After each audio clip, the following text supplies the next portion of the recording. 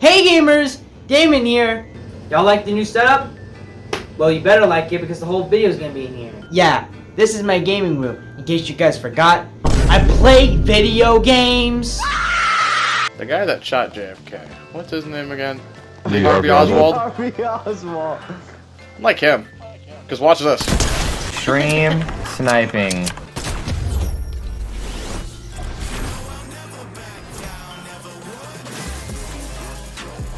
Right foot creep,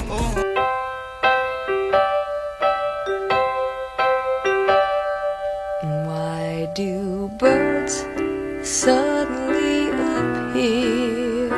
This is where I keep my PS5 that has no games and my Nintendo. Mario Kart 8! I love Mario Kart. I love it so much I could rank almost every single track in it. But I'm not gonna do that. Let's talk about Mario Kart if it was bad. A Dreamworks racing game. Okay. Wouldn't be the first time I've ever said that. But this is generally such a cool concept for a video game. Like, I wonder if they hold up as an adult. Oh my god, this game sucks! The controls are horrible, the tracks are mid, and it's slow as shit! How did I even play this as a kid? You don't really get to enjoy the game until it becomes a nostalgia.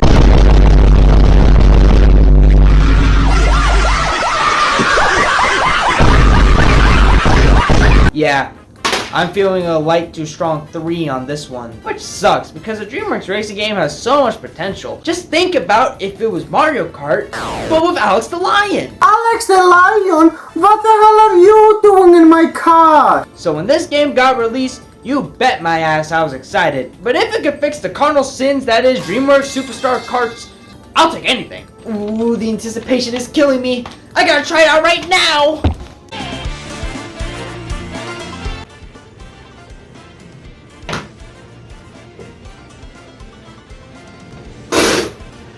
That looks like ass! First of all, I'm playing the PS5 version of this game. You know, to take full advantage of the true power of the PS5. It has some great lighting and ray tracing, yet the character models look... How do I say it? It looks like shit. Okay, so you get put into the tutorial and... Are you ready to learn how to race, donkey? That's not Shrek. Look, these voice actors are doing a decent job. No hate to them. Like, holy shit, is that Nolan North? I'm Nathan Drake. Subway, we're winner's eat. I don't know, some of them just got on my nerves. Like, Bridget. Go, go, go!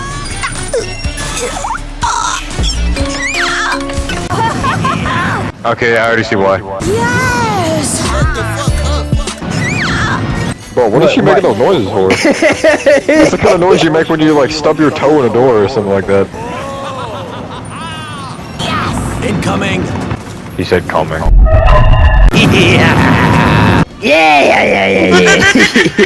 Hold on, I got an idea. Okay, so the game shows us the basic tutorial and stuff, and it controls just like Mario Kart.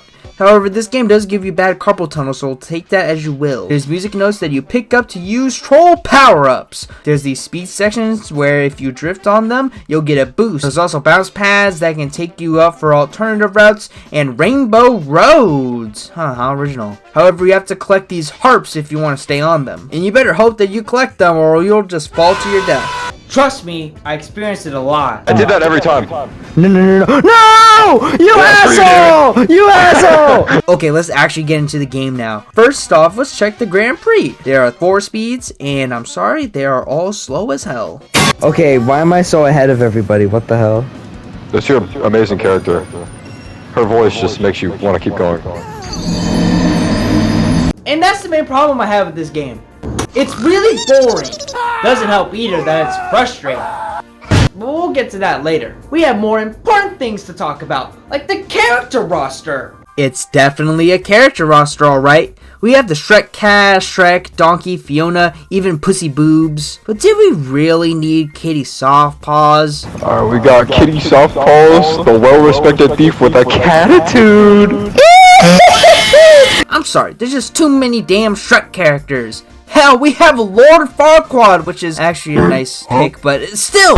Greedy meat and not so clean. we got the boss baby and his sister. It's just nothing special. It's honestly Smash. Who the hell is playing King Gristle and Bridget from Trolls? Oh, me. Get out! There's the wolf from the Bad Guys. You know, I am the alpha. Sigma, you get in my way, I'ma feed it to the Sigma. I'm no more during the day, but at night turn to a Sigma. And there's Diane Foxington as well. Oh, holy moly! There's Hiccup and Astrid. They killed Toothless. look what they did to Toothless. They killed him. They turned him to a cart. They put King Julian and my goat, Alex the Lion, played by Ben Stiller. And when I say brother, I don't mean like an actual brother, but I mean it like the way black people use it, which is more meaningful, I think. But they left out the penguins in Madagascar. You got Master Shifu, Tigress, and Queso. Out of all the candidates you chose the fox? And Megamind, who looks way better than last time I saw him. Lastly, there are 2 DLC characters. Yeah, if you didn't buy the digital deluxe, then well... You ain't nothing but a broke boy. Bring Robbie Sanders. You ain't nothing but a broke Boy, come on. There's Death from Puss in Boots. Oh, bad ass. Look at this stupid ass cart I put him in. I like men. Straight. And finally, Master Oogway. He looks like a pickle. And the roster could have been worse. We could have had Ruby Gilman, Teenage Kraken. Who the hell saw that? But it reeks of missed potential. Like, we could have played as Jesus Christ himself, but no, we just had to make room for Bridget. But you know who they're really missing? The most important Dreamworks character of all time, Babby Fabulous, and Captain Underpants, I guess, as well. Oh, look at that. Shocked we had a lot to talk about Dreamworks characters. Maybe one day I should rank every single Dreamworks movie. Nah, who would want to watch that? Now, the character roster might be lacking, but one thing that isn't is the kart customization. Wow, it's just like Mario Kart. It's very overwhelming.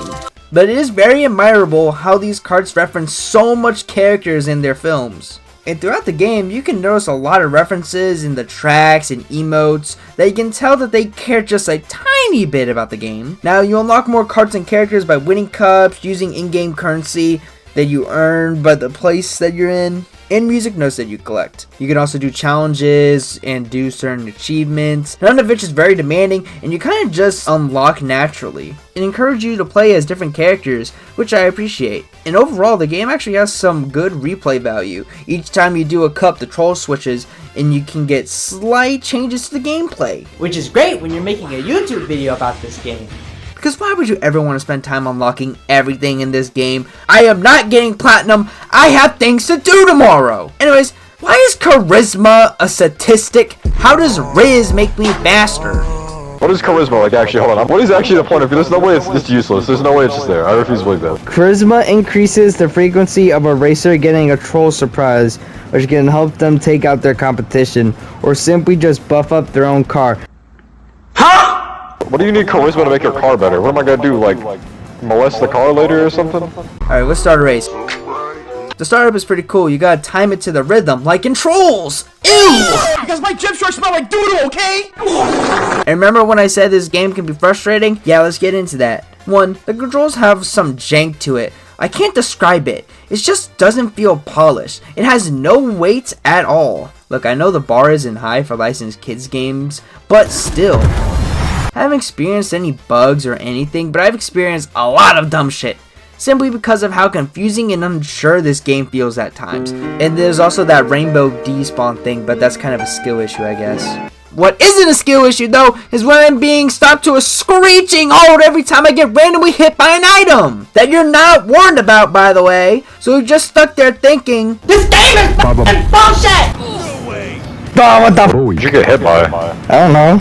Oh, I forgot to mention, the items are very mid. They just feel like they have no presence and no effect on the gameplay. There's some items that are just randomly scattered across the track as obstacles. And then there's character-specific items and abilities as well. And to show you them, here's a list of every single item and ability in this game. Got that? Because you wouldn't know what they did otherwise. Okay, sure, the game can be pretty janky at times, but I got used to it. I'm the same guy who beat Donkey Kong Country Tropical Freeze. I can literally do anything! I can even beat the first boss in Bloodborne!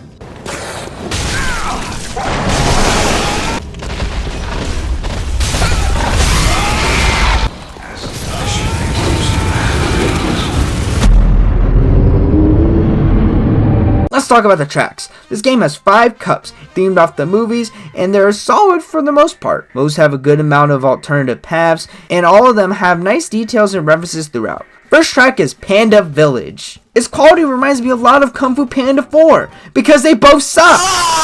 Whoa. What is happening? It's me!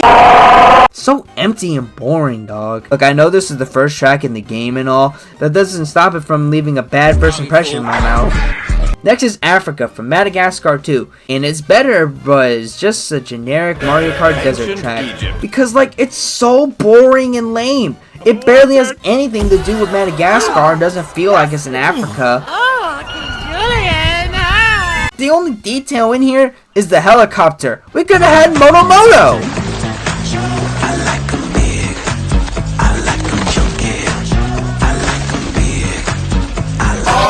Next up, we have Greater Los Angeles from The Bad Guys, a movie that I thought was pretty good. There's tons of alternative pathways and places to jump. I really like the scenery in this one. We end the cup with the Spirit Realm from Kung Fu Panda 3, and it's a really solid track with good visuals and a nice challenge when Kai comes down and just stands awkwardly in the middle of the track and is really annoying.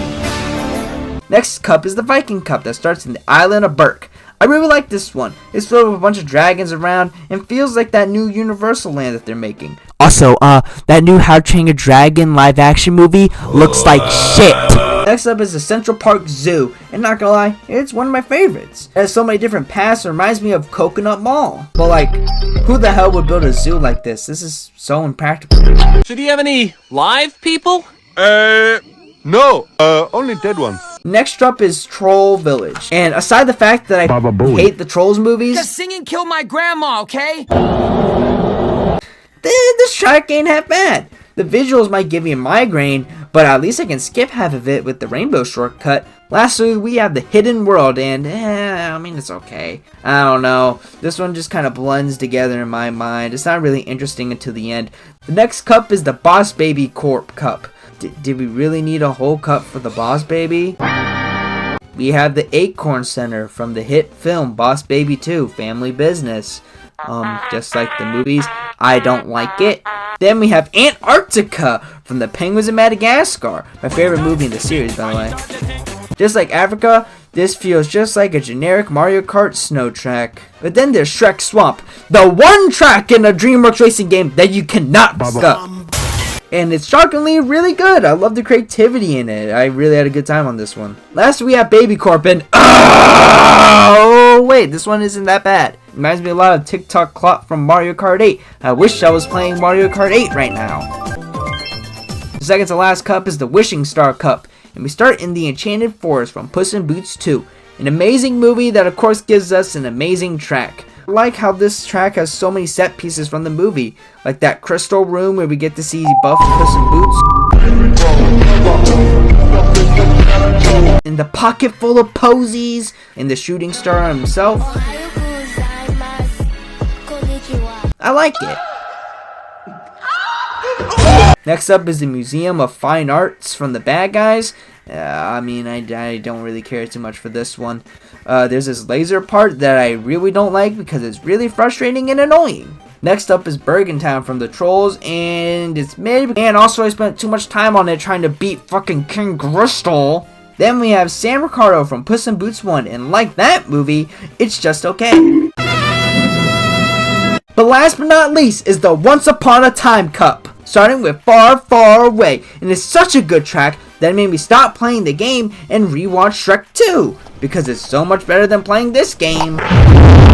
Next up is Gogman City from Kung Fu Panda 2, and once again, a peak movie gives us a peak track. So many alternative pathways, it's really fun, and has tons of set pieces from the movie. I love this track. The second to last track is Galaxy City. Whatever, it's shockingly one of the best tracks in the game. Overall, probably the worst Rainbow Road we ever got. And finally, we end up with Dragon's Keep. Pretty much the Bowser's Castle of this game, but man, this is a good way to end this game. It makes me think this game is actually good or something. I love the challenge, the theming, the epicness. This is a top tier track. Okay, back to shitting on this game now. That Moonchild cup? Yeah, that's fucking stupid. It's just filled with repeat tracks. Fuck that cup. Moon's full, RJ. See ya in the morning. Okay, alternative game modes now. Multiplayer is going to be a little tricky. My family hates me. So I played this game with my friend Zach, as you've seen in multiple clips throughout this video. It was way more fun than I would have thought. We played as the wolves. Listen, I'm the alpha. I'm gonna eat this thing first. I'm gonna be the new alpha. I'm the alpha. You're not even a beta. I have some extra clips here. Please tell me if this is funny. Guys, can I use my charisma to whiz up the dragon? No more dragons need to be witnessed by Zach. Hey Zach. Dragon these nuts in your mouth! No, no, no! Yes! No! We're good. I just smell one, by the way. You smell that? I smell cap. Okay. I need the Damon's channel baddies. Trade. And there's time trial, single race, all that jazz. But the main thing that I mentioned earlier is the challenges. There's simple enough challenges that ramp up in difficulty, and it's also a great way to get good. But what caught me off guard is how this is probably the best experience this game has to offer. Like, damn, if we're not gonna get mission mode back in Mario Kart, then might as well have this. And there's this one challenge in particular where the speed is really fast, and I swear to God, this is the most fun I've had in this game because the game doesn't feel slow as fuck. And finally, to end this video, let's talk about online. There's nothing, there's absolutely nothing. How does it feel knowing that you're the only one playing online on Dreamworks All-Star Kart Racing? You can't, because I'm the only person playing Dreamworks All-Star Kart Racing online. Hey, staring at your dress cause it's see-through. Yeah, talking all the shit that you done been through. Yeah, say that you a lesbian, girl, me too. Hey, girls want girls where I'm from. I need NOS. Can I get the nitrous today? And that's Dreamworks All-Star Kart Racing. It certainly is a game! And a janky, confusing, and disappointing one at that. Despite the nostalgic novelty and unique features, it fails to execute any of them in an interesting way to make it stand out against modern, generic, licensed kids games. I'm IGN, I'm a good reviewing website, and I'm giving this game a strong 6. Oh, but in this game I captured underpants in it, 10 out of 10!